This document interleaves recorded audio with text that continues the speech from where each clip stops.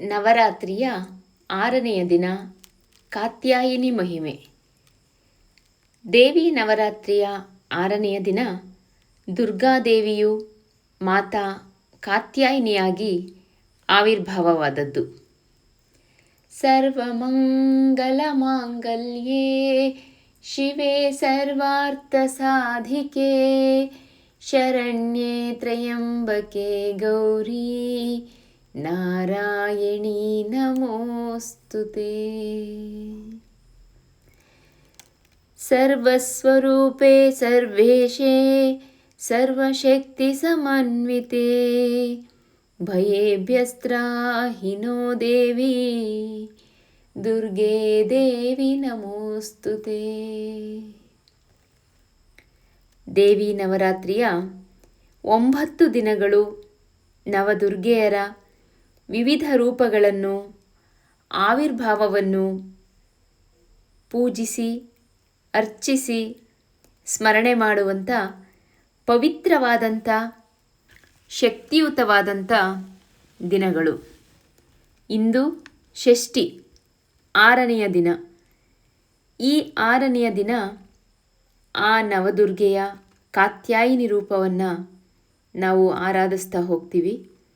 ಅತ್ಯಂತ ಪ್ರಕಾಶಮಾನವಾದಂಥ ಚಿನ್ನದಂತೆ ಕಂಗೊಳಿಸುವ ದೈವೀಕ ರೂಪದ ದುರ್ಗೆಯ 6ನೆಯ ಅವತಾರವಾದಂಥ ದೇವಿ ಕಾತ್ಯಾಯಿನಿ. ಆದರೆ ಇದು ಉಗ್ರ ರೂಪವೂ ಹೌದು. ತಾಯಿಗೆ 4 ತೋಳುಗಳಿವೆ. ಕೆಲವರು ಅಷ್ಟಭುಜ 8 ಅಂತ ವರ್ಣನೆ ಮಾಡ್ತಾರೆ. ಇನ್ನು ಕೆಲವರು ದಶಭುಜ ಅಂದರೆ 10 ಅಂತಲೂ ವರ್ಣನೆ ಮಾಡ್ತಾರೆ. ಆಕೆ ತನ್ನ 4 ಕೈಗಳಲ್ಲಿ ಒಂದು ಕೈಯಲ್ಲಿ ಕಮಲದ ಹೂವನ್ನು, ಮತ್ತೊಂದು ಕೈಯಲ್ಲಿ ಖಡ್ಗವನ್ನು, ಇನ್ನೆರಡು ಕೈಗಳಲ್ಲಿ ಭಕ್ತರಿಗೆ ಆಶೀರ್ವಾದವನ್ನು ಮಾಡುವ ಮುದ್ರೆಯನ್ನು ಹೊಂದಿದ್ದಾಳೆ. ಕಾತ್ಯಾಯಿನಿ ಸಿಂಹಾರೂಢಳಾಗಿದ್ದಾಳೆ.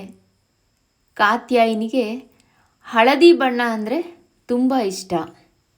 ಶಾಸ್ತ್ರಗಳ ಪ್ರಕಾರ ನಿಜವಾಗಿ ಈ ಕಾತ್ಯಾಯಿನಿಯನ್ನು ಕ್ರಮವಾಗಿ ಪೂಜಿಸಿ ಪ್ರಾರ್ಥನೆ ಮಾಡುವುದರಿಂದ ಹೆಣ್ಣು ಮಕ್ಕಳ ವಿವಾಹ ಶೀಘ್ರದಲ್ಲಿ ಪೂರ್ಣವಾಗುತ್ತೆ, ಸೂಕ್ತ ವರ ದೊರೆಯುತ್ತಾನೆ ಎಂಬಂಥ ಬಲವಾದ ನಂಬಿಕೆ ಇದೆ.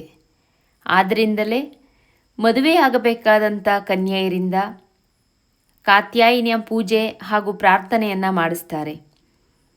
ಧಾರ್ಮಿಕ ನಂಬಿಕೆಗಳ ಪ್ರಕಾರ ಈ ಕಾತ್ಯಾಯಿನಿ ದೇವಿಯನ್ನು ಪೂಜೆ ಮಾಡುವುದರಿಂದ ಇರ್ತಕ್ಕಂಥ ಸಮಸ್ಯೆಗಳು ದೂರವಾಗುತ್ತೆ. ಕಾತ್ಯಾಯಿನಿ ಮಾತೆಯನ್ನು ಆರಾಧಿಸುವುದರಿಂದ ಜಾತಕದಲ್ಲಿ ಗುರು ಬಲವಾಗ್ತಾನೆ. ಕಾತ್ಯಾಯಿನಿ ದೇವಿಯನ್ನು ನಾವು ಅರ್ಚಿಸುವುದರಿಂದ ಅವಳು ನಮಗೆ ಆಕರ್ಷಕ ಸೌಂದರ್ಯವನ್ನು ನೀಡುತ್ತಾಳೆ ಅಂತಲೂ ಇದೆ. ಅಷ್ಟೇ ಅಲ್ಲ, ಕಾತ್ಯಾಯಿನಿಯನ್ನು ಸ್ಮರಣೆ ಮಾಡಿ ಪೂಜೆ ಮಾಡುವುದರಿಂದ ಒಬ್ಬ ವ್ಯಕ್ತಿ ಧನಾತ್ಮಕ ಅಂದರೆ ಪಾಸಿಟಿವ್ ಎನರ್ಜಿ, ಧನಾತ್ಮಕ ಶಕ್ತಿಯನ್ನು ಪಡಿತಾನೆ. ಅವನಲ್ಲಿರುವ ಋಣಾತ್ಮಕ ಅಂದರೆ ನೆಗೆಟಿವಿಟಿ ಹೊರಟು ಹೋಗುತ್ತೆ. ಎಲ್ಲಕ್ಕಿಂತ ಹೆಚ್ಚಾಗಿ ಕಾತ್ಯಾಯಿನಿ ಮಾತೆಯ ಕೃಪೆಯಿಂದ ಆರೋಗ್ಯಕ್ಕೆ ಸಂಬಂಧಿಸಿದಂಥ ಎಲ್ಲ ಸಮಸ್ಯೆಗಳು ದೂರವಾಗುತ್ತವೆ. ಹೀಗೆ ನಮ್ಮ ಜೀವನದಲ್ಲಿ ಬಹು ಮುಖ್ಯವಾದಂಥ ರೂಪ ಕಾತ್ಯಾಯಿನಿದು ಹೌದು. ಈ ದೇವಿಯ ದುರ್ಗೆಯ 6ನೆಯ ರೂಪವನ್ನು ಶ್ರೀರಾಮ ಶ್ರೀಕೃಷ್ಣ ಇಬ್ಬರೂ ಪೂಜಿಸುತ್ತಿದ್ದರು ಎಂದು ಕಂಡುಬರ್ತಾ ಇದೆ. ಕಾತ್ಯಾಯಿನಿ ದೇವಿಯ ಕಥೆ ಭಾಗವತ, ಮಾರ್ಕಂಡೇಯ ಪುರಾಣ, ಸ್ಕಂದ ಪುರಾಣಗಳಲ್ಲಿ ಉಲ್ಲೇಖವಾಗಿದೆ. ದೇವಿ ದುರ್ಗೆಯನ್ನು ಪರಮಭಕ್ತ ಕಾತ್ಯಾಯನ ಎಂಬ ಮಹರ್ಷಿ ಮೊದಲು ಅರ್ಚಿಸಿದ್ದರಿಂದ ಆಕೆಗೆ ಕಾತ್ಯಾಯಿನಿ ಎಂಬ ಹೆಸರು ಬಂದಿದೆ ಅಂತಕ್ಕಂಥದ್ದು. ಈ ತಾಯಿ ಕಾತ್ಯಾಯಿನಿ ದೇವಿಯ ಅವತಾರದ ಉದ್ದೇಶ ಮಹಿಷಾಸುರ ಸಂಹಾರ. ಋಷಿಮುನಿಗಳೆಲ್ಲ ಪೂಜಿಸಿದ ನಂತರ ಅವತಾರವೆತ್ತಿದಂಥ ತಾಯಿ ಕಾತ್ಯಾಯಿನಿ. ಅಶ್ವಿನಿ ಮಾಸದ ಶುಕ್ಲ ಪಕ್ಷದ ನವಮಿ ತಿಥಿಯಂದು ಮಹಿಷನ ಜೊತೆ ಯುದ್ಧ ಮಾಡ್ತಾಳೆ ಅಂತಕ್ಕಂಥದ್ದು ಇದೆ. ಆದರೆ ಆವಿರ್ಭಾವವಾದದ್ದು ಷಷ್ಠಿಯ ದಿನದಂದು. ಷಷ್ಠಿಯ ದಿನದಲ್ಲಿ ಆವಿರ್ಭಾವವಾಗಿ ನವಮಿಯಂದು ಮಹಿಷಾಸುರನ ಸಂಹಾರ ಮಾಡ್ತಾಳೆ. ಯಾವಾಗ ಮಹಿಷಾಸುರನ ಉಪಟಳ ಹೆಚ್ಚಾಗಿ ಎಲ್ಲ ದೇವಾನುದೇವತೆಗಳ ಅಧಿಕಾರವನ್ನು ಕಿತ್ತುಕೊಂಡು ತಾನೇ ಮೆರೆಯೋಕೆ ಶುರು ಮಾಡ್ತಾನೆ, ಆಗ ಎಲ್ಲ ದೇವತೆಗಳು ಕೂಡ ಒಟ್ಟಾಗಿ ಬ್ರಹ್ಮನ ಬಳಿ ಹೋಗ್ತಾರೆ. ಬ್ರಹ್ಮ, ಶಿವ ಮತ್ತು ವಿಷ್ಣು ಎಲ್ಲರೂ ಕೂಡ, ಹಾಗೆ ಉಳಿದ ದೇವತೆಗಳೆಲ್ಲರೂ ಕೂಡ ಆ ರಾಕ್ಷಸ ಮಹಿಷಾಸುರನ ಮೇಲಿನ ಕೋಪದಿಂದಾಗಿ ಎಲ್ಲ ದೇವತೆಗಳ ಶಕ್ತಿಯ ಕಿರಣಗಳ ರೂಪದಲ್ಲಿ ಪ್ರಕಟವಾಗುತ್ತೆ. ಈ ಎಲ್ಲ ದೇವಾನುದೇವತೆಗಳ ಸಂಯೋಜಿತ ಶಕ್ತಿಯಿಂದ ಒಂದು ಸುಂದರ ಸ್ತ್ರೀ ರೂಪ ಬರುತ್ತೆ. ಅವಳೇ ಕಾತ್ಯಾಯನ ಋಷಿಯ ಆಶ್ರಮದಲ್ಲಿ ಆ ಕಿರಣದಲ್ಲಿ ಸ್ಫುಟೀಕರಣಗೊಂಡಿದ್ದರಿಂದ ಅದಕ್ಕೆ ಸರಿಯಾದ ರೂಪವನ್ನು ಆ ಕಾತ್ಯಾಯನ ಅಂತಕ್ಕಂಥ ಋಷಿ ನೀಡ್ತಾನೆ. ಅದಕ್ಕೆ ಕಾತ್ಯಾಯಿನಿ ಅಥವಾ ಕಾತ್ಯಾಯನನ ಮಗಳು ಅಂತ ಕರೀತಾರೆ. ಕಾಳಿಕಾ ಪುರಾಣದಂಥ ಗ್ರಂಥದಲ್ಲಿ ಕೂಡ ಮೊದಲು ಪೂಜಿಸಿದ ಋಷಿ ಕಾತ್ಯಾಯನ ಅಂತ ಉಲ್ಲೇಖ ಮಾಡಿದ್ದಾರೆ. ಆದ್ದರಿಂದಲೇ ಆ ದುರ್ಗೆಯ ಅವತಾರವನ್ನು ಕಾತ್ಯಾಯಿನಿ ಅಂತ ಕರೆಯೋದು ಅಂತ ಹೇಳ್ತಾರೆ. ಅನೇಕ ಪುರಾಣಗಳಲ್ಲಿ ದೇವಿಯ ಆವಿರ್ಭಾವದ ಬಗ್ಗೆ ಬೇರೆ ಬೇರೆ ರೀತಿಯಾದಂಥ ಕಥೆಗಳು ಕೂಡ ನಮಗೆ ಕಂಡು ಬರ್ತಕ್ಕಂಥದ್ದು. ಅದರಲ್ಲಿ ವಿಶೇಷವಾಗಿ ಮಾರ್ಕಂಡೇಯ ಪುರಾಣದಲ್ಲಿ ಎಲ್ಲ ದೇವಾನುದೇವತೆಗಳ ಶಕ್ತಿಯ ರೂಪವಾಗಿ ಆಕೆ ಆವಿರ್ಭಾವವಾಗ್ತಾಳೆ.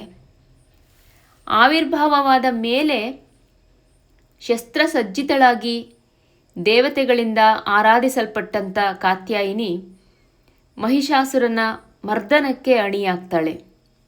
ಅಲ್ಲಿ ಅಸುರ ಈಕೆಯನ್ನು ನೋಡಿ ಅವಳ ಸೌಂದರ್ಯಕ್ಕೆ ಮಾರು ಹೋಗಿ ಆ ಮಹಿಷಾಸುರನೂ ಕೂಡ ಸ್ವಲ್ಪ ಹೊತ್ತು ನಿಂತು ಬಿಡ್ತಾನೆ. ಆದರೆ ಅವಳು ಹೋರಾಟದಲ್ಲಿ ಗೆಲ್ಲಬೇಕು ಅಂತ ಹೇಳಿದಾಗ ಮಹಿಷ ಕೋಣದ ರೂಪವನ್ನು ತಗೊಂಡು ಬಹಳ ಹೊತ್ತು ದುರ್ಗೆಯ ಜೊತೆ ಯುದ್ಧವನ್ನು ಮಾಡ್ತಾನೆ. ದುರ್ಗೆ ತನ್ನ ಸಿಂಹದಿಂದ ಕೆಳಗಿಳಿದು ಗೂಳಿ ಅಥವಾ ಕೋಣದ ರೂಪದಲ್ಲಿದ್ದಂಥ ಮಹಿಷಾಸುರನ ಬೆನ್ನಿನ ಮೇಲೆ ಎರಗ್ತಾಳೆ. ತನ್ನ ಕೋಮಲವಾದ ಪಾದಗಳಿಂದ ಅವನ ತಲೆಯ ಮೇಲೆ ಭಯಂಕರವಾದ ಶಕ್ತಿಯಿಂದ ಹೊಡಿತಾಳೆ. ಅವನು ಪ್ರಜ್ಞಾಹೀನನಾಗಿ ಬೀಳ್ತಾನೆ. ಆಮೇಲೆ ಅವಳು ತನ್ನ ಕತ್ತಿಯಿಂದ ಅವನ ತಲೆಯನ್ನು ಕತ್ತರಿಸುತ್ತಾಳೆ. ಅದಕ್ಕೆ ಕಾತ್ಯಾಯಿನಿಯನ್ನು ಅಲ್ಲಿಂದ ಮುಂದೆ ಮಹಿಷಾಸುರ ಮರ್ದಿನಿ ಅಂತ ಕರೀತಾರೆ ಅಂತಕ್ಕಂಥದ್ದು.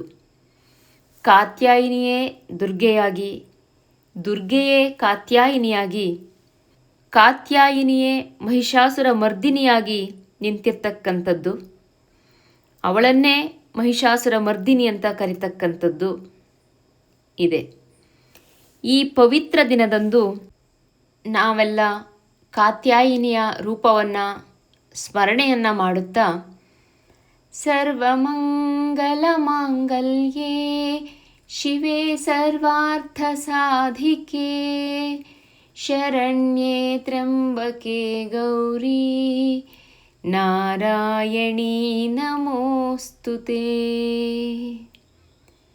ಎಂದು ಎಷ್ಟು ಸಾರಿಯಾದರೂ ಜಪಿಸುತ್ತಾ ಅವಳ ಶಕ್ತಿ ಮಂತ್ರ ಯಾ ದೇವಿ ಸರ್ವಭೂತೇಷು ಕಾತ್ಯಾಯಿನಿ ರೂಪೇಣ ಸಂಸ್ಥಿತ ನಮಸ್ತಸ್ಯೈ ನಮಸ್ತಸ್ಯೈ ನಮಸ್ತಸ್ಯೈ ನಮೋ ನಮಃ.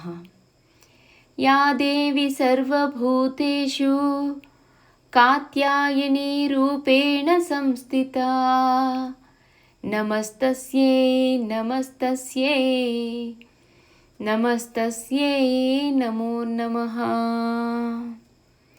ಎಂದು ಪಠಿಸುತ್ತಾ ಮತ್ತು ದುರ್ಗಾ ಸಪ್ತಶತಿಯ ದೇವಿ ಮಹಾತ್ಮೆಯ ಕಥೆಯನ್ನು ಶ್ರವಣ ಮಾಡುತ್ತಾ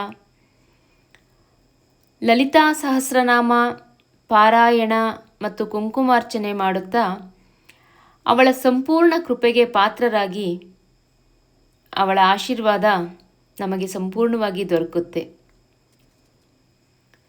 ಕಾತ್ಯಾಯಿನಿ ದೇವಿ ನಿನಗೆ ಶರಣು ಶರಣು, ಕಾತ್ಯಾಯಿನಿ ದೇವಿ ನಿನಗೆ ಶರಣು ಶರಣು, ಕಾತ್ಯಾಯಿನಿ ದೇವಿ ನಿನಗೆ ಶರಣು ಶರಣು. ಇಲ್ಲಿಗೆ ನವರಾತ್ರಿಯ 6ನೆಯ ದಿನದ ಕಾತ್ಯಾಯಿನಿ ದೇವಿ ಮಹಿಮೆ ಸಂಪನ್ನಗೊಳ್ಳುತ್ತೆ. ಜೈ ಶ್ರೀ ದುರ್ಗಾ ಮಾತಾ.